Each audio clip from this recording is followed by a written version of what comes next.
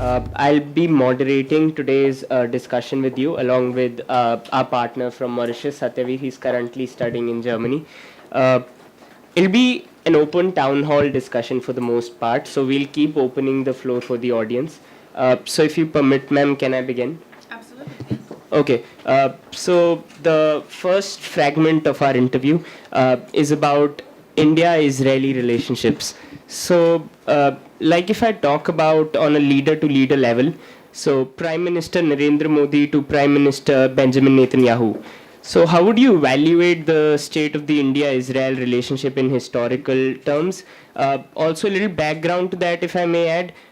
In the recent events that have took place between Israel and India, we have open agreements about the partnership of guided missile system, the Barak missiles, and also we have been developing our partnership on non-military terms as well. So, like, what's your comment upon that? First of all, thank you for having me here. Before I answer the very important question, I just want to say that it's very inspiring to be in a room full of young people who care about international politics and about the world and want to be involved in that. As someone who used to sit in a chair just like you and look up at diplomats on the stage and say, someday I'd like to be there, it's possible, okay? So that's something that I'd really like to say just before we start. Now, you said that the question is about Israel and Indian relationship. And at the end of the day, a sustainable relationship between two countries doesn't have to do with the leaders standing at its head and more about the real in-depth relationship between the countries. It's helpful if two leaders are also getting along on a personal level, like you see on Twitter, on birthdays, they tweet to each other and it's very endearing. But at the end of the day, we have countless projects between Israel and India of cooperation, whether it's agricultural cooperation, the military cooperation, water, education, technology, startup. I can go on, please don't stop me. And at the end of the day, that bigger picture, that's the relationship between Israel and India. Right. Now, it's just important to also realize that the change that has taken place between the countries, it's not something that is leader-based. It's something that went on for 25 years. And we're just about to mark 25 years. Right. So while it is very nice to have that relationship, that is not the basis of the Israeli-Indian relationship. So as you mentioned and as Gaurav mentioned, India and Israel have a lot of military and non-military alliances. And nowadays, since 2015, with the new bilateral free trade agreement, the non-military aspect of it has been increased, tripled even, in biotechnology, health, agriculture, namely. And would you say this shift in the bilateral trade relations towards more of a focus of non-military is Israel's way to transition into Tomorrowland, which is the future? I think it's every country's way to transition into the future. You used to have relationships between countries that were what we call G2G, government to government. But now you have relations that are more GPS to GPS. It's government, public, and all the sectors involved. Okay, so it's business and it's the people and it's NGOs and it's international community and it's everyone, all the actors basically that have to do with relations between countries. It can be a company here in India that helps farmers. It could be high-tech cooperation. It could be all these things, and basically connecting all of the players in the country. That's how you really change the trade, and that's not something that's only Israel or only India. It's something that you see with social media. It's something that you see with the globalization in the world.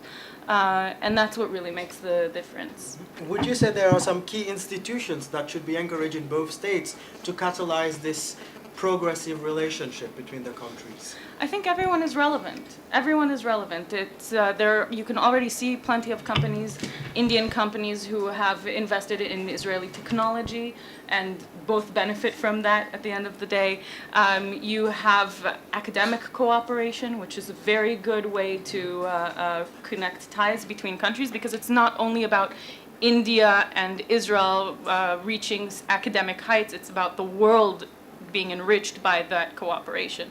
In addition to that. But what's most important is that there is knowledge of what the other side has to offer.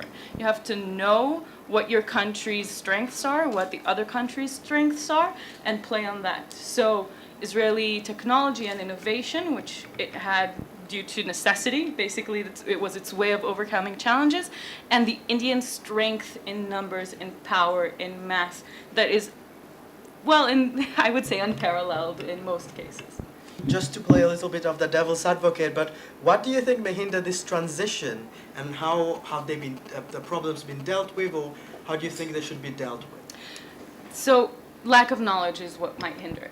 If you don't know the market you're entering, if you don't know the interests of the other country, if you don't know what Israel has to offer, what India has to offer, that's when you lose. Because a lot of people look at it as a kind of a game of, okay, either you invest in my country and therefore we have a good relation, and I invest in your country and we have a good relation, or you don't. Whereas here, where Israel is too small to invest in other countries, but it has this know-how and this power and this knowledge that's its investment. When it gives another country that part of its experience, that's how it invests in it. Since we've touched upon this topic, of a transition between our relations, one of the major questions that comes to mind is, if I keenly observe the transition that India-Israel relationships have undergone ever since the year 2014. So I might just use this term here. A lot of people say that India-Israel relations have gone from being under the carpet to a significantly public one. Now, what I try to imply here is that, a lot of ties between India and Israel have been on a backdoor system largely. But especially speaking of the past 2 years, these relationships have become significantly public, with India and Israel openly supporting each other's on in internal issues as well. So what do you say about that? Well, the relations have been over the carpet for a long time now. Okay, it's not something that of the past 2 years. People might say, okay, now BJP or Modi is in government, and that's changed everything. And that's simply not true, because the biggest project to date that really has changed and impacted Indian citizens is the Indo-Israeli agricultural project that started in 2006. 2006, that's Abdul Kalam and Congress, okay? So we're not talking about a political shift that brought a better connection between the countries. It's recognizing the shared values and the shared interests between the country, becoming more aware of that. And there are today 26 active centers of excellence in agriculture around India. Considering the fact that 60% of the population are farmers, this is a huge impact on the individual Indian citizen. And the more you realize the potential of cooperation can answer the interests of both countries, the stronger the relation gets.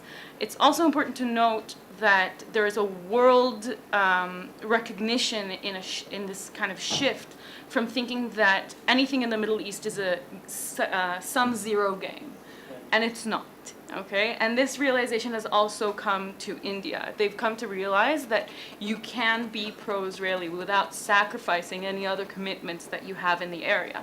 It's not a sum-zero game, and when you invest in Israel, you're investing back in yourself. And that's how the relationship has shifted. It's shifted with many countries around the world.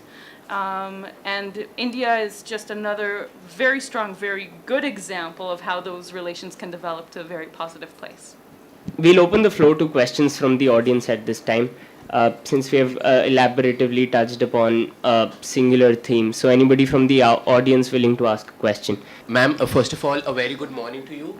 My question being, how do you feel that organizations or simulative organizations like the Indian Model United Nations play a role in, enhancing the relations, the already established and enhanced relations of India and Israel? How do you feel organizations like these help the relations function? Did I understand correctly at the beginning that this is ECOSOC? The Special Political Committee of the General Assembly. Of the General Assembly. The fourth Okay. committee. All right.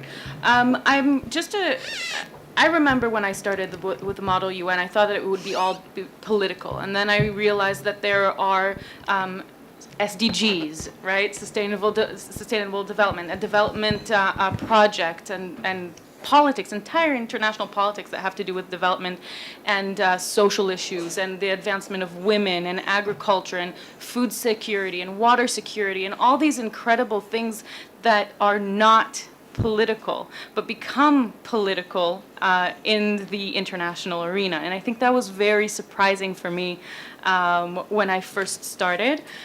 And I think it's important to take these simulations and understand that you might be simulating something that exists in order to understand how it works, but it doesn't necessarily mean that that's how it's going, that it's how it should be or it could be in the future.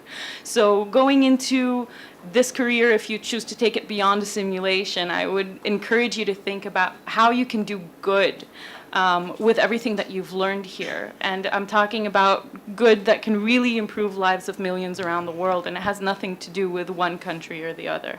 So. Ma'am, with all due respect, ma'am, a very simple question regarding the situation of Pakistan as of now.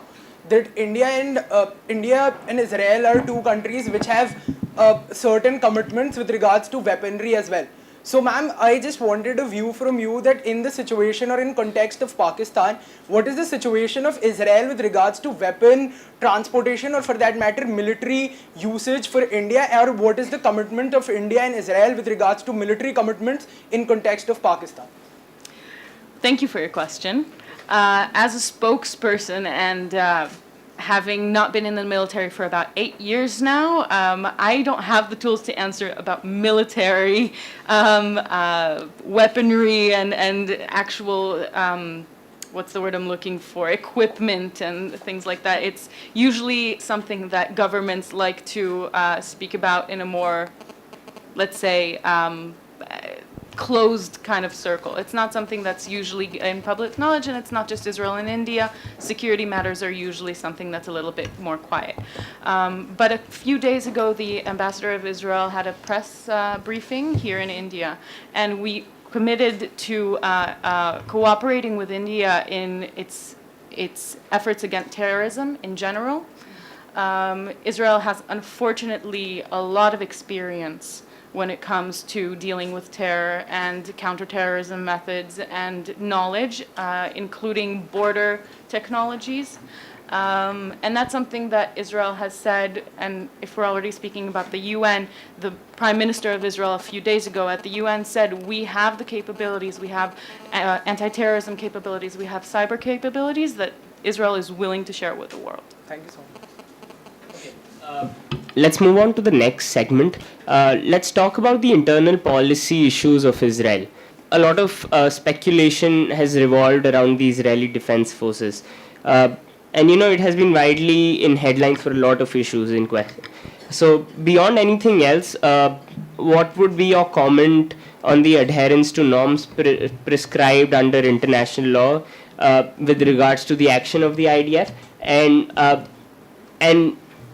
a follow-up to that, I must say, that makes the Israeli defense in the international fora a bit too difficult. So how does politically Israel manage that?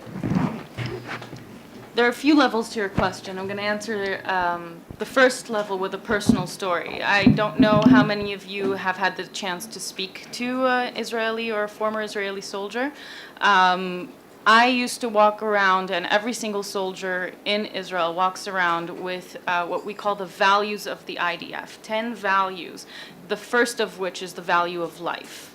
Okay, and there are these values of how you conduct yourself with regards to human rights, with regards to valuing life as a Jewish value to begin with, and as an Israeli value following that. And these are things that I don't know very much about other militaries around the world, but educating soldiers about values is a very big part of their training. It's something that goes along with them for the entire duration of their service.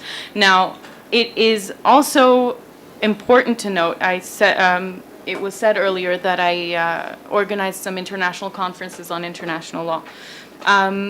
There is a international law consultant or lawyer within the IDF consulting every single operation, every order, every decision made. Nothing is done simply because, it's not done on a whim, and it's not done without considering all the options, and it's not done without thinking very, very thoroughly about the meanings and the consequences of each action and what it does for the military, what advantages it gives. And it's important to remember also that international law is something that, like any law, has a lot of room for interpretation and putting in your own values when you are looking at this. What might seem proportional to one side might be disproportional to another, and it's something that you have to consider when making these decisions. And the Hindustan Times recently had an article about the difficulty of making decisions and passing on orders in the military because of this careful attention to international law and careful attention to each and every step and order that is made by the military. And it's not an easy process, but we're very proud of it, because at the end of the day, we know that if the military did something and it did something right, there were all the right reasons, all the right processes that led up to it. And if something happened that's wrong, we know that the IDF itself will process, will litigate, will investigate, and it won't go unpunished. It's the military that is most upset when something goes wrong than anyone else around the world. So that is something that should be kept in mind. Our next question is with respect to the nuclear policy of Israel. So, Israel has always maintained that it does not possess any nuclear weapons.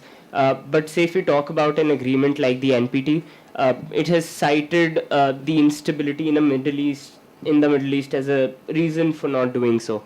So, however, when it comes to following up to the IAEA safeguards procedures that have been implemented in Israel, that there have been several allegations posed upon Israel, wherein we have heard that, IAEA safeguard inspectors have been denied entry into some nuclear facilities.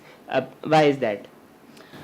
Well, I'd like to first address the instability, what you said about instability. Israel has always stated again and again, Israel will not be the one to start a nuclear race in the Middle East. We're not interested. It's not something that we want to happen. Like you mentioned, Israel is not a member of the NPT. Okay, as such, it doesn't have any obligations to allow inspectors into facilities as requested. However, it has always adhered to the principles and the values of the NPT. And that is something that Israel sees as very important, especially considering that there have been NPT members that have acted against those values and against those principles. So you ask yourself, would it be better to make a promise and break it, or just not make that promise? Israel has been able to stand out and survive for a long time now, and mainly due to its political stability, which is indeed a rare commodity in the environment in which it is. This has allowed for the simulation of her economy, public services, international assistance, which are nowadays world-renowned. The question is, how does Israel ensure that she will be stable enough to again ensure a quality future in this ever so globalized world and environment that she finds herself? The answer has a lot to do with you here today. The answer is education. Israel invests a lot in education. And we're not just talking education on lower levels, because education is free until the age of 18 in Israel. It's mandatory until the age of 16.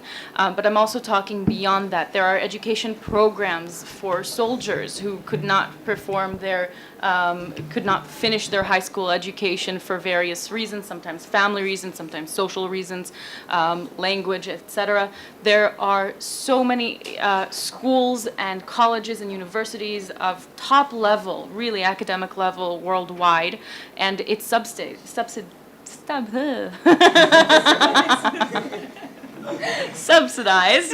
Thank you. And it is all subsidized by the government, and that's why so many people in Israel have a degree. There's a huge amount of, a huge percentage of people with degrees in Israel. It's nearly impossible to get a job without it nowadays. And there is a lot of encouragement in all levels from very young age to think outside of the box, to be imaginative, creative, innovative, to question everything, to try and think in ways that will get you to a new place, new future, new heights. And academic cooperation is also very, very big part of that, because when you bring in minds from around the world to work with, to learn with, to research and question the universe with, other Israeli minds, you create ties between people, like we said, GPS to GPS, right? You create these ties between people, and then that translates into political ties, and that translates into stability and a different way of thinking about Israel in the world. So that is a very, very big part of it, and we think that education goes into absolutely everything that Israel does. It's why it's a startup nation, it's why its economy has grown, and it's why its research and Nobel Prize laureate number is so high. So, what prevents this model then from being transposed to her neighbors? Regional instability. And we live in a very, very tough neighborhood. Israel is the only democracy in the Middle East between here and Israel. I think there are no other democratic countries. And it's very important to remember that at the end of the day, Israel tries. There are plenty of programs, I think, with Jordanian universities. There are Egyptian universities that sometimes send students, but that's based on peace processes and peace agreements that we've had for decades now. And Israel does, at the end of the day, want that stability in its region. It wants stability with its neighbors. It wants peace. It wants to flourish. And we think that education is definitely a way to do that. It's just difficult to do that when there is instability either on the Israeli side or on the other side that kind of promotes or that encourages lack of knowledge and not knowing what the other side has to offer. And that's where that can hinder it. And are there any mechanisms in place to uproot this lack of knowledge in the backyard of Israel, if we dare say? There are a lot of projects, but you have to remember that the entire Middle East, especially the countries neighboring us, are in turmoil. It's very difficult on a governmental level to do something. There are lots of NGOs that are attempting to do these things, but with influx of refugees and the violence in the area and political instability, it's not easy to create long-standing ties using education as a tool. It's people try, but it's not very easy to do that at the present state. Okay, thank you. Let's turn to the audience. Are there any questions amongst the audience at this juncture? We'll have our MUN advisor, Prashant Khurana, followed by the delegate of Israel. Good evening, ma'am. My question to you is based on a book that I was reading recently. So Mark Landler, a New York Times journalist, has written a book contrasting the personalities of Hillary Clinton and President Obama. And therein he's spoken about the role the two played in the Iran nuclear deal and talking about the dynamic with Israel. Now, what he says is that President Obama has a certain understanding of Israel which was not agreed to and which was not in consonance with Prime Minister Netanyahu, which is why the relationship between the two is slightly different. Whereas Mrs. Clinton's understanding of Israel is far more conventional, coming in from the Cold War era that she's been with, and coming in from President Clinton's understanding as well. Do you agree with that assessment? And hence, do you believe that the relationship between US and Israel is going to be better under the Clinton presidency than has been under an Obama presidency? Thank you for your question. I did not read that book, actually, so exactly to the theory and the differences between the two leaders, I can't really comment on that. But I think the same applies to what we spoke about at the beginning with Modi and Netanyahu to the U.S. At the end of the day, Israel is not a leader-based issue. It's between the two countries. Israel has always, in the United States, has always been bipartisan. It didn't matter who was at the head of the U.S. The ties were always strong. There was always a connection between the values, the interests, and what really mattered between the two countries. The nuclear deal was something that Israel was very worried about. We were not always sure that it was serving the best interests of everyone involved. But now that the deal is signed, Israel has said that it will look and it will check always that the deal is being kept to the letter, to the T, the dots, the I's, every little part of it, because at the end of the day, it is signed, and that is the reality, and Israel is a realistic country.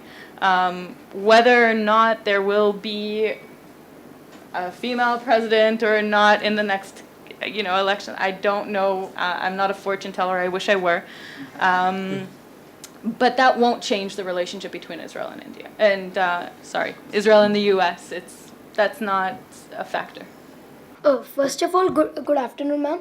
Ma'am, my basic question to you that, as you know, that the crimes against humanity has been committed in the recent year in Israel by the Palestine and the Hamas government. So, ma'am, my basic question to you that what are Israel's views on the Palestine and against the violence that they are using against the Israel and the Jewish people? I assume that you're referring to Hamas and the war in Yes. 2014. 14 was it? 14. Yes. Israel has said again and again that it is willing to come to the negotiating table.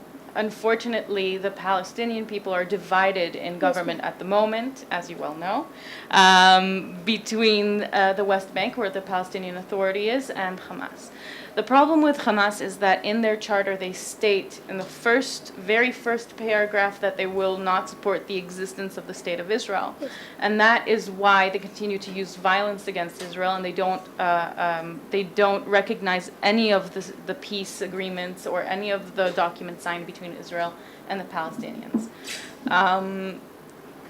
Israel is not interested in war. I can tell you personally, I'm not interested in my husband going to reserve duty for 50 days in the Gaza border. It's not something that Israel enjoys in any way. Yes, ma'am. But it is, as any sovereign country, it is obligated to protect its citizens. And no country in the world would tolerate missiles being shot at their civilian population. And because that is the situation, unfortunately, we have entered time and time again into violent conflicts that Israel has tried to finish as quickly, swiftly, and effectively as possible, with as much as possible minimizing casualties in the process. Thank you, ma'am. It is often found to be true that the military and intelligence capabilities of Israel are decades ahead compared to almost anywhere in the world, especially if I talk about the Middle East.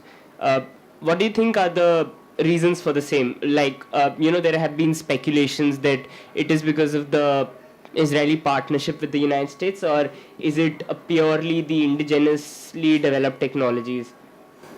All of the above. That's it? I served in the military myself. I can tell you that at 18 years old, 19 years old, I was doing things that in most militaries around the world you'd be 40 years old when doing. It's a mix of many, many things, but I would say mostly necessity. We have been required, due to necessity, to the circumstances of our lives in our tough neighborhood, to be the best. Let's move a little bit into internal consolidation policy per se. And with new treaties being drawn every day in the West, for example, that can alter global economics as we know it. Israel makes statements that she does not quiver. She knows where she's standing. What gives her this ability? That's a tough question. I think it's a combination of innovation, okay, of stability that's been built over the years through government support of its citizens, through education, like we said. The Israeli way, what we call chutzpah, which translates into being cheeky, I guess, that if someone says you can't do it, you go ahead and you do it and you prove them wrong.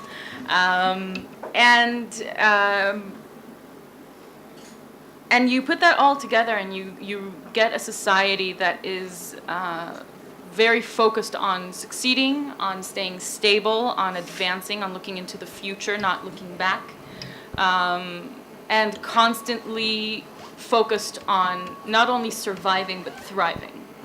And that's something that's very, I think, very particular to the Israeli society and therefore economy. Okay. Okay. So we've established that education, healthcare, and innovation plays an important role in Israel, and in maintaining what Israel is and how Israel will transform itself towards a new Israel for the future. But how is Israel consolidating her internal mechanisms to maintain her world-class, again, healthcare and education? Like, what are the policies behind it? What are the process? How does it usually go through it, bearing in mind international relations? That has a lot of levels to that question. Before I go into what we have today, it's important to remember that Israel was founded on existing systems of caring for one another. The Jewish population in the British Mandate at the time already had systems of healthcare, and they had systems of education, and they have systems of democratic government and money and market and all these things that were pre-existing. And when the state was established, it assumed control over all these very social, very equal, very community-oriented organizations and made them a state service. But at the same time, nobody in Israel expected the government to do anything for them other than provide the very basics. So if we're talking about free education, if we're talking about not minimal, but basic health care that you need, social security, all these things that were already in place, they still worked hard to get their own at the end of the day. And that drive is what keeps Israel moving forward. Okay? So the entire world has gone from more of from a shift, I guess, towards a more capitalistic way of economy. But in Israel, it's always been that balance. You have the government providing a safety net for its citizens, providing them everything, this greenhouse to allow them to fall back and get back up again. And that allows people to bounce back and to jump even further than they did before. And that's how the Israeli economy sustains itself and moves forward. We know that Israel is the only country in the world to follow a mandatory conscription policy for both men and women alike. Now, a lot of propagators of equality principle would suggest that that's a good move. Mm-hmm. But how do you go on defending such an issue in front of the feminist domain? Well, there are more Israeli jet plane pilots than there are drivers in some countries in the world. So I would say it goes pretty well with the feminist agenda or the worldview. I was in the military. I was completely equal to everyone around me. Not completely equal. I had kitchen duty instead of guard duty, and that was not fun. But If anything, it creates a platform for all Israelis, and it doesn't matter where you're from, what social background, if you're a man or a woman, or what your sexual orientation is, or anything at all. It's a platform for everyone to grow, to find themselves, to develop, to be part of Israeli society. And if anything, it proves that there is no gender issue in Israel. It says that gender is not a barrier. I don't know how many of you know this, but Alice Cooper, the very first pilot, female fighter pilot in the military, she actually lives in India. She's married to an Indian guy. And she paved the way to women to just say, okay, I want to be a naval officer. I want to be a fighter pilot. I want to be anything at all. It opened this, and I think it's always been a part of Israel. It's always, I think, worked completely in its advantage. And I think that it's a success story for Israel and for its society. So if I talk about the reasons for the victory of the Likud party in the last parliamentarian elections conducted in Israel, so what do you think is the place where the roots of such a victory have originated? Is it, the growth of nationalism inside Israel due to a change in the US policy ever since the Obama administration entered into power, or is it purely the domestic level performance by Prime Minister Netanyahu? I am not a political analyst. My answer to that is simply that Israel is a functioning democracy. And at the end of the day, just like in India, you have debates and you have different issues that come up during and leading up to elections that sway this way or another. So does Israel, and it's a very robust and vocal and loud and unbelievably diverse democratic discussion that takes on in Israel, even when there aren't elections, all the time. Go to a Friday night dinner in Israel and you will hear political discussions, even among people who usually agree among themselves. But Israel's a functioning democracy, and at the end of the day, people went to the polls and they voted according to their political convictions, and that's part of what it means to be a pluralistic democratic society. I can't speak for them and say why they made those choices. Right. But that's what happened. Okay. My last question in that context. We've had extensive discussion, quite an insightful one. So, an open-ended question. What kind of future do you think awaits Israel, say, in the next decade? I think Israel has always surprised itself in its future. I like I said, I wish I were a fortune teller. I don't know what the next 10 years have in stall. But I would, since you said it's an open-ended question, like to take it to the Indian-Israeli relationship, because that's something that I can tell you for sure is going to grow immensely in the next 10 years, and it has nothing to do with the government, and it has nothing to do with anything that we've kind of based it on in international circles. It's about the fact that Israel and India have realized that their values and their interests are the same. And when you work together on shared interests and shared values and shared challenges, that's where you can reach the most benefit for both countries. And Israel benefits from India's experience. India benefits from Israel's experience. There are technologies, there's idea exchanges, there's cooperation, whether it's, yes, okay, military, fine. But there's agriculture and water and startup and education and women empowerment and food security and so many other things that we're cooperating on. And we don't even have to, as a government, invest in it as much because it's happening. Because Indians and Israelis have realized that cooperating together for a better future is beneficial for both countries and for the entire world. And that's where we're headed, and that's why the next 10 years are going to be absolutely incredible for Israel and India. Thank you. Before I open the floor to the questions for one final time, on a lighter note, a personal question rather, could you share with us one of your anecdotes from the time you've had so far working at the Israeli embassy in New Delhi? Well, I've only been here for 2 months. Say something that you particularly have liked about New Delhi or India in general in those 2 months. I think there's very little that I dislike about my time in India and New Delhi. On a personal level, I said, okay, I'm coming with an open heart and an open mind, and so far I've been returned the same favor, and I think it's beautiful. I think this is one of the most interesting posts I could have received. It's an important country. It's an open, democratic country.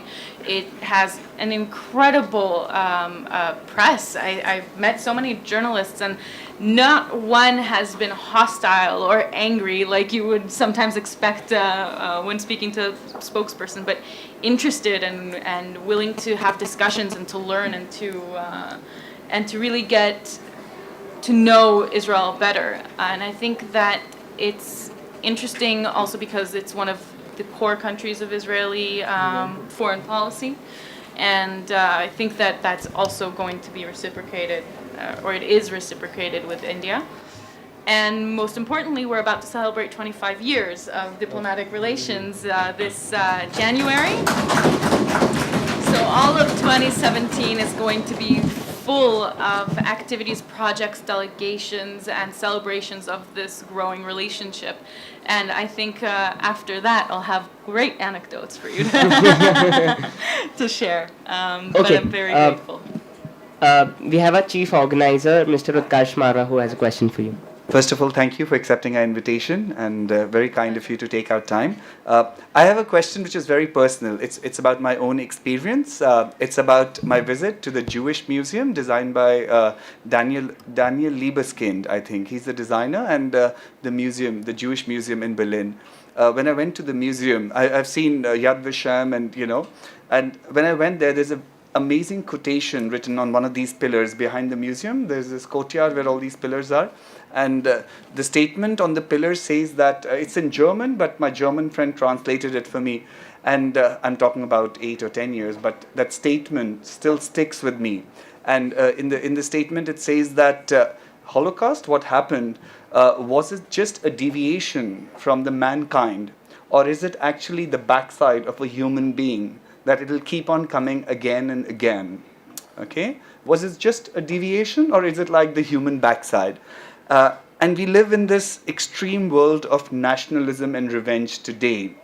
What do you think it has? You know, if I read this statement or understand of it, what dangers does lie ahead for human mankind? And what's your opinion on it? They say that history repeats itself, and I hope that's wrong. I hope it is a deviation in that quote. But I can say that Israel has done everything that it can to prevent something like that from happening again. And I'm not just talking about within Israel and education and having the state of Israel to begin with, but in the international arena, which itself, the UN itself, was born out of that Second World War and the atrocious crimes committed and a will to never repeat those crimes again. And Israel, and this connects also to the former question of the next 10 years, has taken a more active stance or a more active attitude towards the UN in ensuring that the future has better consequences and better a future than it did in the past. One of these is the resolution on the memory of the Holocaust that was accepted, led by Israel and accepted, that we think is a cornerstone of making sure that something like this never repeats itself and never forgetting that this happened. But at the same time, we've also brought forth resolutions that have passed in agricultural technology and advancement in education and technology and taking us to the future in a positive way, because we believe that if you take technology, sustainability, SDG goals, development goals, and you create a better future for everyone around the globe, then that feeling of anger, hatred, revenge, all those things would be less likely. That's the building block to world peace, in a way. And so Israel has definitely taken a more active stance in not only going to the UN to talk about the past, but to talk about the future and to bring it forward. Yeah, I think Israel is doing great. I mean, they're as old country as India is nearly, and see where 1 Israel. year apart. Yeah, 1 year apart. But just see where Israel is today. It's just a tiny country. The only thing is we are 1.3 billion. They are few million. So the B changes into M. That's it. That's a little change. On a lighter note, where do you find your kosher meals? No comment. Thank you. More questions, please. I mean, to conclude before we take questions, I have a little question. So, as a frontliner of the Israeli foreign affairs here in India, maybe you could tell us about some aspects of diplomacy that go unnoticed. I mean, this is for our future diplomats in the room right now. So the most important part of diplomacy, and I think that's something that most people who never enter the field never realize, is the personal connection and the personal relationship that you create in the country that you serve in. I know that between the caucuses and the different discussions, you guys also took coffee breaks and you also had hallway discussions and you created friends, maybe even friends that are from countries that you're not supposed to be friends with, right? And in the simulation. But you did, and you create this understanding, and it creates a different kind of mechanism that is part of international politics. It used to be that a diplomat was, kind of a fax machine, right? The one leader of a country would want to pass a message to someone, to a leader of a different country. They'd use diplomats, and that's how the message will come across. Today we have phones, we have Twitter, we have Facebook, we have practically any method that we want for a leader to just contact another leader. And what is left for diplomacy is to really create the bond between people as a representative of your country, wherever it is you are, be it the UN, be it in any other country. It's creating a connection that makes people want to continue the relationship between the countries. And that's something that you have to keep in mind if you want to go into diplomacy. It's all about the personal relations.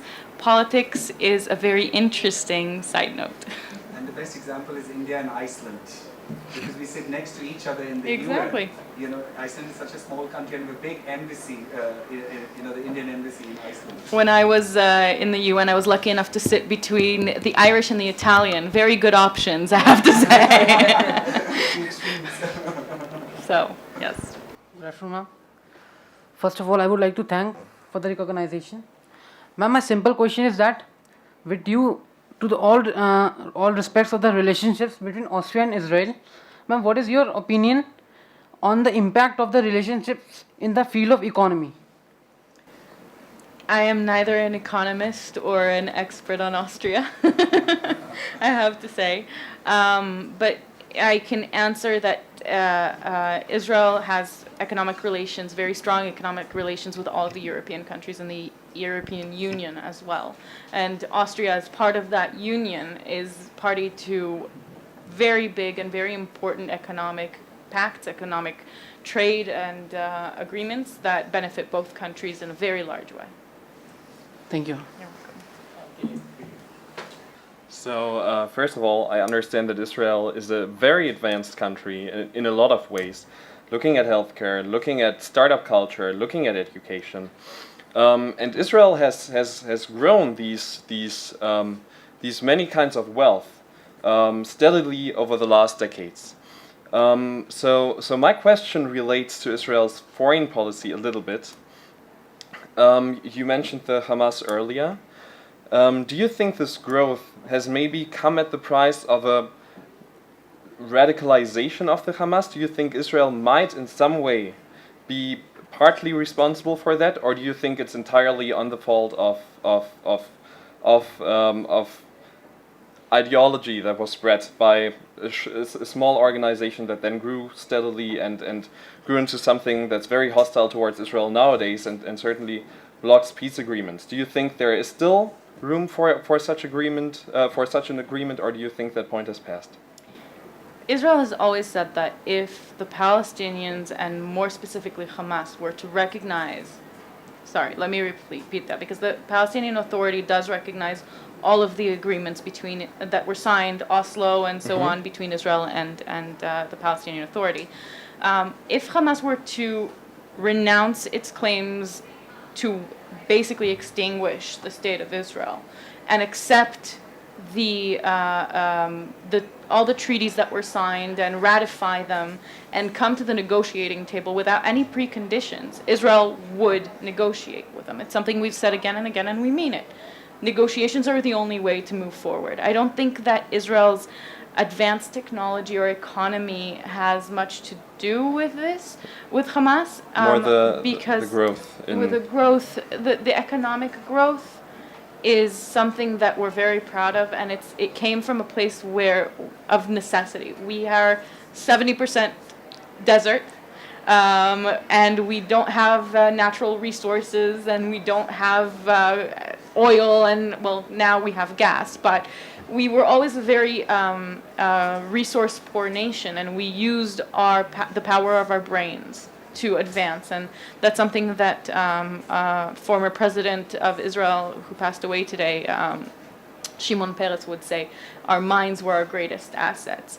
And just like our minds are our greatest assets, our words mean a lot to us. The pacts, the agreements that we have signed, the commitment to solving the conflict through negotiations and through agreement is very important to us.